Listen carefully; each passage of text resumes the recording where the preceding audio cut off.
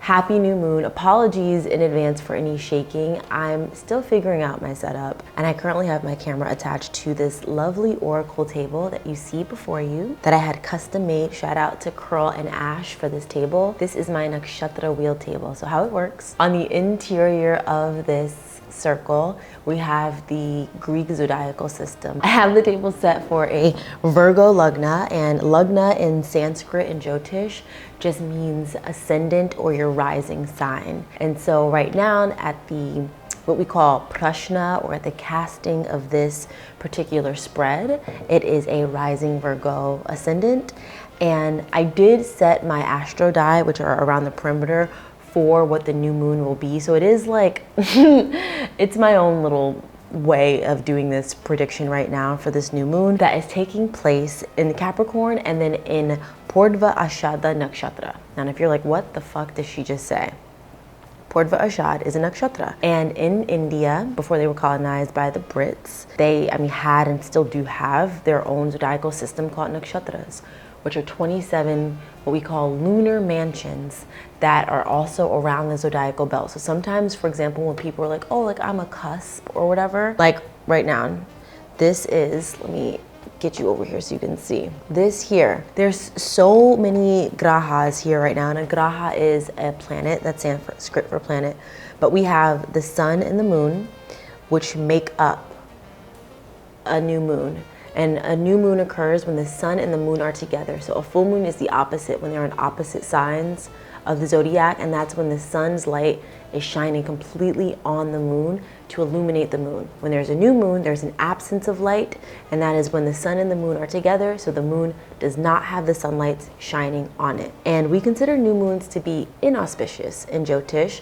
My teacher Penny would call this a first tier weakness, meaning that there can be a bit of a manas disturbance. And manas represents our mental and emotional body. There's not really the most perfect English translation for it, but it is indicative of mental health and how your mental and emotions tie it into one, how those reflect with the world upon you and how you receive input and your preferences, your dvesha, your inclinations, your aversions, things of that nature. Furthermore, we have Mars in Uttara Ashadha, we have Mercury in Uttara Ashadha, and we have Venus in Uttara Ashadha. And all of these planets, all of these grahas, moved here literally this week. And if you haven't already, head on over to my website to get your 2026 Cosmic Tea Guide. I have every single transit for every single month of 2026. Every full moon, every new moon, every retrograde, every eclipse. Did you know Mercury goes retrograde next month? If you didn't, go get you the 2026 guide. So the marker stars that my teacher recommends that we use to find this asterism, Uttara Ashadha, is Alpha Capricornus and Beta Capricornus, as seen here. And the pratama, or the symbol for this nakshatra, is an elephant's tusk. And an elephant's tusk can also be linked with Ganesha, the Indian deity who's the remover of obstacles, and its symbol for this nakshatra is removing obstacles, new beginnings and new endeavors. And how freaking auspicious, I'm getting goosebumps, that this is the first new moon of 2026, y'all. How beautiful is that? And not only that, the native who we use in my nakshatra class with my teacher, who we studied to look at this, was Rosa fucking Parks, who has not one, not two, not three, but 4 Uttara Ashadha placements. And talk about being a remover of obstacles, no? That's what's happening today. So let's embody this energy of this new moon to remove obstacles. Y'all, I don't know about you, but 2026 is my year, okay? I am claiming this energy. If you also want to claim this energy, add an elephant emoji for removing obstacles to the chat and keep a running list, because I'm going to tell you to add 47 emojis to see who is a real one who's listening. This is the energy of becoming very successful. So literally Rosa Parks, who was the wife of the president of the Birmingham, Alabama NAACP chapter, they organized the Montgomery bus boycott. It was organized that she would refuse to give up her seat. And look at what was fucking accomplished through that. And especially with how things are in the world today. It is January 18th, 2026, and things are a little crazy. Whoever is born during this time, whoever taps into this energy during this time, whoever really uses the energy of new beginnings and new endeavors that's linked with this nakshatra, built into a new moon. When new moons represent new beginnings, starting over, planting seeds. It's like, like I'm freaking out, giving you. So first and foremost, let's cheers to y'all, bottoms up y'all. I hope you are cozy, maybe get a little notebook. You can take some notes if you want. The elephant tusk for this nakshatra also represents penetrating into new environments. So maybe stepping outside of your comfort zone when it comes to something that you want to do. Like if you are looking to, I don't know, start a new career path, start a new skill set, go back to school, a new job, a new relationship, try to do it in something that's in a new environment. Maybe something that's a little outside of your comfort zone. One of my dear friends told me something beautiful that he uses to help him battle his addictions. He says, nothing changes if nothing changes. And ain't that the fucking truth? Nothing changes if nothing changes. And every nakshatra is linked with some deities. And the deities for Uttara Ashadha are the Vishvadevas. These are 33 divine forces, the rebirth of the gods after the chaos of the nakshatra Mula. And these are 10 essentials for intelligence of human life. And Daksha, my teacher, wanted us to know is skill or ritual or a process which can be focused in a positive way. And isn't that the best way to set up your new beginning? How can you develop skills that then just ultimately become ritual? And the process can then be focused in a positive way. I'll give you some examples of how I've done this in my life. Coffee time. Something very simple, born out of my desire to have coffee in the morning, turned into me discovering different ways of how to make coffee, and then eventually how to stream. And it started with me doing shitty little French press coffee, body doubling as a means of me not scrolling on my phone. And then I was like, well, why don't I just do this with community on TikTok? And then that skill turned into a ritual. Me doing tarot and astrology. It's a skill that I have developed with my teacher that now is just ritual. If there's a new moon, a full moon, I'm doing the reading. I'm whipping out the cards, I'm whipping out the crystals, the tea is coming out, the witchcraft is in full effect, you know? Fire will be burned. At the end of class, my teacher has a little section that she likes to call putting it together, which are just some key phrases for the meanings of this nakshatra, and I'll share some of them with you. So this is not just for Uttara Ashadha, but for its partner, Purva Ashadha, which these nakshatras are inextricably linked. However, we are just focusing on Uttara Ashadha today because that is where the new moon is taking place. So first and foremost, expansion and contraction. People will have times in their life where they need to pull in before re-expanding. This is consolidating the energy of a spring cleaning, of removing things that no longer serve you, which is that elephant Ganesha piercing with the tusk energy, pulling in to refine, to polish, removing the excess. Think of like a marble worker or someone who's carving marble or like ice. They're carving away the excess and polishing it to refine it. So then what's left is just pure. Or even making a diamond, you know, refining a diamond, same energy. We're removing so that what's left is what we actually need and what's beneficial. Second key thing, unending improvement, constantly improving yourself, working on yourself, removing impurities, fixing things up. And this comes from primarily the energy of its neighbor, Purva Ashadha, which is like a winnowing basket, which you remove the wheat from the chaff so that you have like the purest form of the plant. And this is just trying to improve yourself, and especially trying to improve your body. Make it a point to improve your body this year in a way that works for you. Don't worry about whatever fucking stupid ass trending standards are going on. I just wish that human beings looked in the mirror and felt content with what they have in life. Like, it is a gift to have a body. It's a gift to have this meat suit. It's a gift to have our cognitive ability to even perceive the self.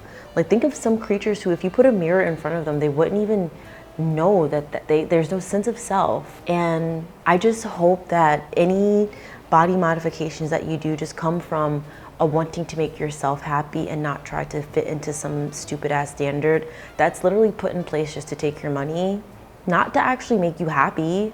It's to take your fucking money. Like, what? But at the same time, if you want to get huge knockers, live your fucking life, babe. Like, you look awesome. Like, at the end of the day. Like, next, we have another theme of this nakshatra is patience and composure. So this is having the patience to endure the change. It's not something that will happen overnight. New beginnings usually come from an ending.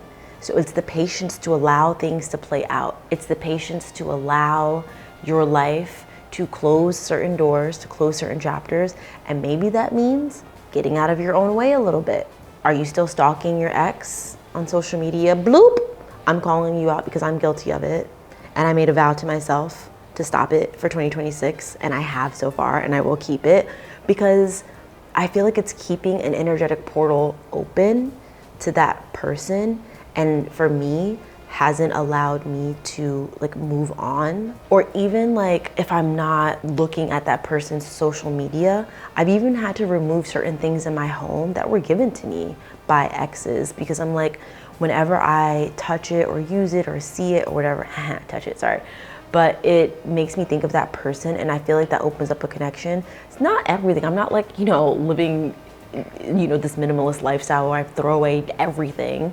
But I do like Marie Kondo in a way of like, this doesn't bring me joy. Get the fuck out of my house. Like, I don't want that energy in here anymore. I don't want that remembrance. Like, I'm done with that chapter. And it's been really beautiful. It's been an interesting path to navigate. We're taking it day by day.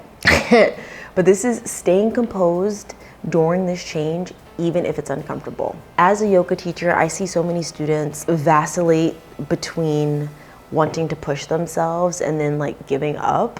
And it's very interesting to witness just like a human being overcome. It's honestly more mental. Yoga, I think the hardest part of class is showing up to the studio, physically getting your butt there. You got the membership to the gym, to the whatever, even whatever. If you don't go to a physical space, like physically putting your shoes on, getting up and going for a walk, going for a bike ride, whatever it is, it's more mental. And I feel like some people give up on themselves before they even try. So it's having that mental fortitude. Change is not comfortable. Whoever said change was comfortable? What? Some like, sorry, but like middle-aged like white people trying to sell you shit and wanting a soft life? Change is challenging. Change is meant to be uncomfortable. And you have to be comfortable with being uncomfortable if you want to see improvements in your life. It is simple. Surprise, surprise, going to bed early, drinking water, stop talking to toxic people. It's discipline. And no one wants to fucking work anymore. No one wants to have discipline anymore. Everyone wants a fucking soft life, or to whine or to complain or to go into spaces and force people to make it comfortable for them. No, you have to do the work yourself and stop expecting other people to create change for you. You have to create change. Like, for example, you know people in your life who complain about any and every goddamn thing under the sun. How long have you known them to do that? Always? They always bitch and moan? They're always gonna keep bitching and moaning because they don't take any sort of autonomy in their lives and make the necessary changes in the steps. And you don't have to be a psychopath to do it, but just listen, if you know this, you're a real one. Okay, where's this from? If you wanna be somebody, if you wanna go somewhere, you better wake up and pay attention. Da, da, da. If you know it, drop a, this is like an elite badge.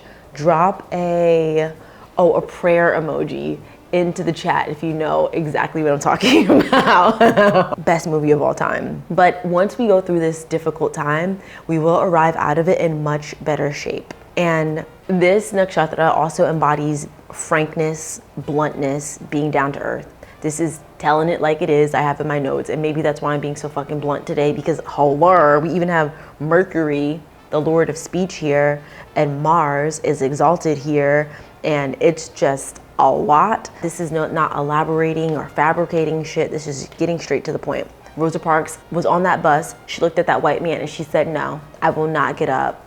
I wish she would have added a bitch at the end of that. Oh, fuck that fucking man. Bless her. Bless you, Rosa. Literally, thank you so much. What a fucking goddess. Fun fact, my grandma is from Mobile, Alabama, and her grandfather lived next to Rosa Parks. Arrow, yes, I am Black royalty. You're welcome. There is also some energy in this nakshatra of children making and spouse making. Kids and spouse will improve, I have in my notes. And Venus is here in this nakshatra for the new moon. So maybe when you do your spell work or your rituals or whatever it is for the moon, try to maybe add something in there about spouses, partners, lovers, and maybe even if you feel so inclined, babies. It could be a fur baby. My friend Nikki is trying to get a kitten, another kitten. It's her kitten's sister, which I hope you get her because she's so stinking cute and Romeo needs his sister. But these things can improve. So the new moon is known as a time to initiate beginnings for those of us who seek change and personal growth. This is the time to really embody that hermit card energy and turn inwards to see what you need to remove from your life in order to proceed further. It's as if you are pruning a plant or trimming split ends. You know, you have to remove it if you want it to grow. I literally just trimmed some, not necessarily split ends on my locks, but for my lock girlies. When I first got my locks, I was like over twisting them. I didn't know, like I just was like, I want to lock my hair. And I definitely was over twisting them. And then I did notice when my locks like got really long that there was like a point in all of my locks around the same length that was just very, really like thin.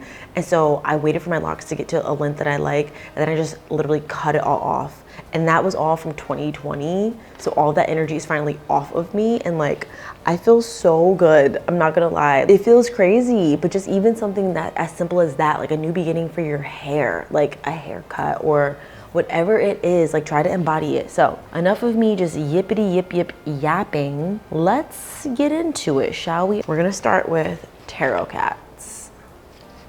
I have so many cat themed tarot decks, y'all. I'm gonna count this as a card that fell out because it did fall out, and guess what it is? The 9 of fucking cups, bitch. The 9 of cups represents the wish card. This is literally a card that's thought if it appears in a reading, this is your chance to pause, make a wish, and at some point that wish will come true. And excuse me.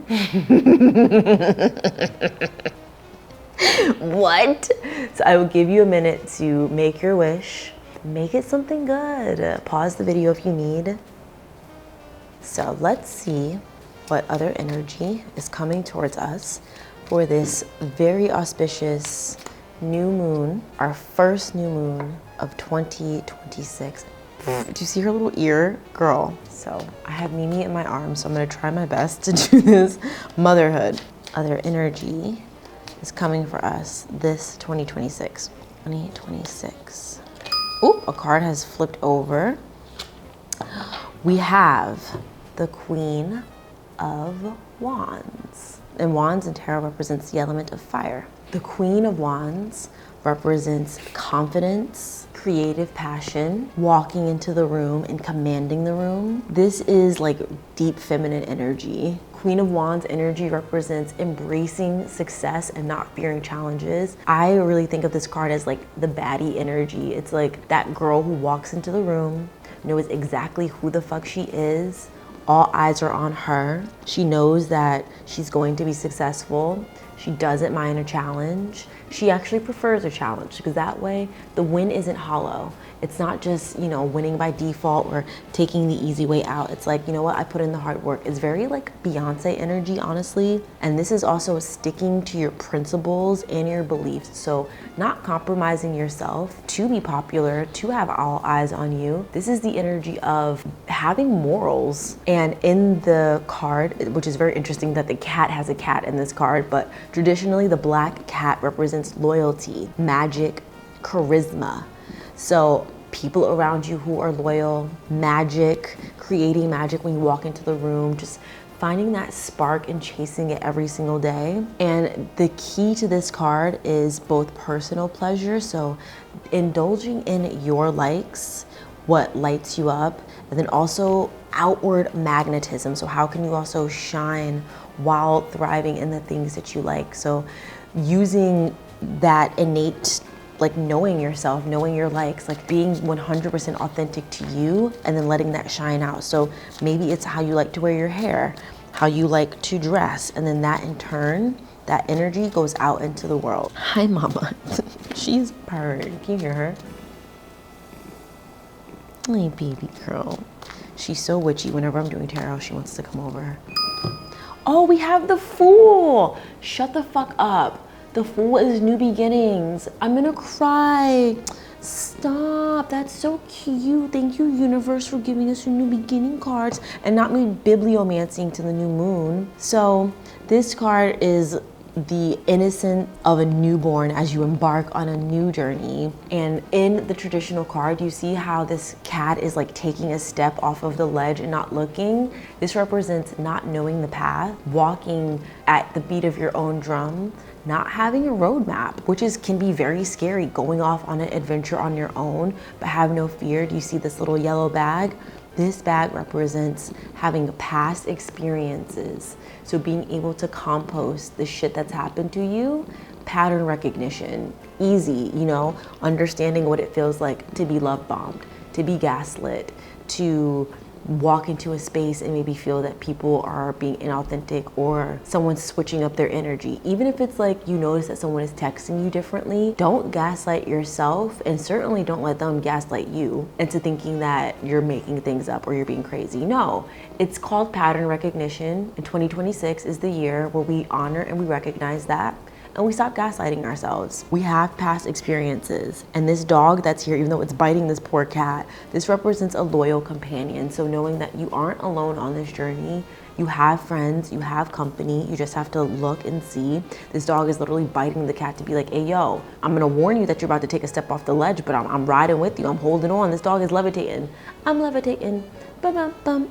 But this rose, traditionally it is white, but it represents purity and innocence. And this just represents a destination, a path up ahead, and starting new, beginning again, marching to the beat of your own drum, and taking a bold leap of faith that you will be caught by loving hands. The universe will support you, but just drawing upon that energy of not being like fearful to try something new. So my YouTube family, this is where our road has to end. At the end of the road, though I can't, sorry. If you want to continue on with this new moon tarot spread, head over to Patreon, $5 level, come join. I drop videos every single week on what's happening. I'm gonna continue on with the weekly spread. This is a little exclusive. I decided to drop it on YouTube because I am kind, I am benevolent, because it is a new moon and I want you to also have the energy of the new beginning. But the rest of this tarot spread is for our Patreon fam. So head on over, please. Join the Cafe Coven. It's $5 a month to support me. And every week I go through the transits for that week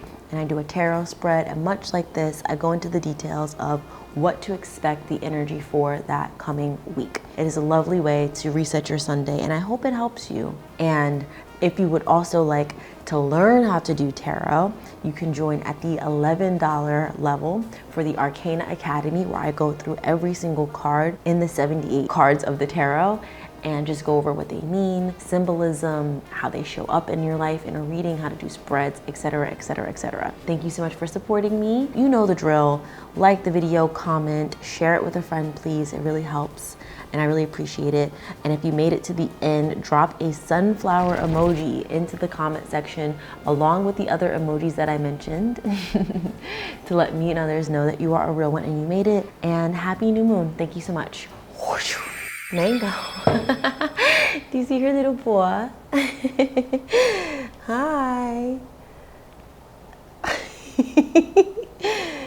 You're touching Ashlesha? Yeah, mommy is Ashlesha Lugna on the nose.